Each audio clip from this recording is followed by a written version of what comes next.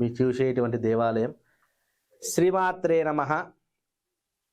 సనాతన ధర్మం ఛానల్కి స్వాగతం. ఇప్పుడు మీరు చూసేటువంటి దేవాలయం కాశీ విశ్వనాథ దేవాలయం.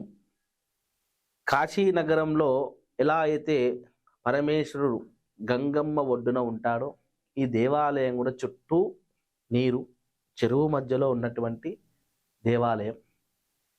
ఇక్కడ స్థల పురాణం చెప్పాలంటే ఈ దేవాలయము చరిత్ర కలిగిన దేవాలయం, పురాతనమైన దేవాలయం. ఈ దేవాలయము ఇది మా సగ్రామం వెంకిర్యాల గ్రామం, యాదాద్రి భువనగిరి జిల్లా, బీబీనగర్ మండలంలో ఈ దేవాలయం ఉంది. పూర్వకాలంలో ఈ దేవాలయానికి దర్శనానికి రావాలంటే ఆ చెరువులో నుండి నడుచుకుంటూ రావాల్సిన పరిస్థితి. వచ్చేటువంటి భక్తులకు సౌకర్యాల కొరకు మట్టి పోపించడం జరిగింది.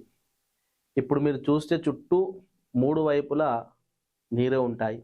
సహజంగా అన్ని గ్రామాలలో శివాలయం ఉండడం విషయమే, కానీ నీళ్ళల్లో చెరువులో శివాలయం ఉండడం చాలా ప్రత్యేకత. ఎక్కడ చూసి కూడా ఉండరు. ఇలాంటి దేవాలయము, ఈ దేవాలయానికి వచ్చిన వారికి అనుకున్నటువంటి కోరికలు నెరవేరిన వాళ్ళు ఎందరో ఉన్నారు. వివాహం కాని పురుషులు, స్త్రీలు ఇక్కడికి వచ్చి పూజ చేసుకోవడం ద్వారా వివాహం అయిన వాళ్ళు, ఆనవాళ్ళు కూడా ఎన్నో ఉన్నాయి. అలా వివాహం జరిగి వాళ్ళకి సంతానం కలిగితే సంతానంతో వచ్చి మళ్ళీ నమస్కారం, పూజ, అభిషేకం చేసుకుని వెళ్ళిన వాళ్ళు ఉన్నారు. జాతకంలో సంతాన దోషాలు ఉన్నవాళ్ళు అక్కడ నాగ యంత్రాన్ని ప్రతిష్ఠ చేసుకోవడం, నాగ సర్పశాంతి చేసుకోవడం, నవనాగ శాంతి లాంటి పూజలు చేసుకోవడం వల్ల సంతానం కలిగిన వాళ్ళు కూడా ఎందరో ఉన్నారు. నేను అందరికీ చెప్పే విషయం ఏమిటంటే, శివునాజ్ఞ లేనిది చీమైనా కుట్టదు.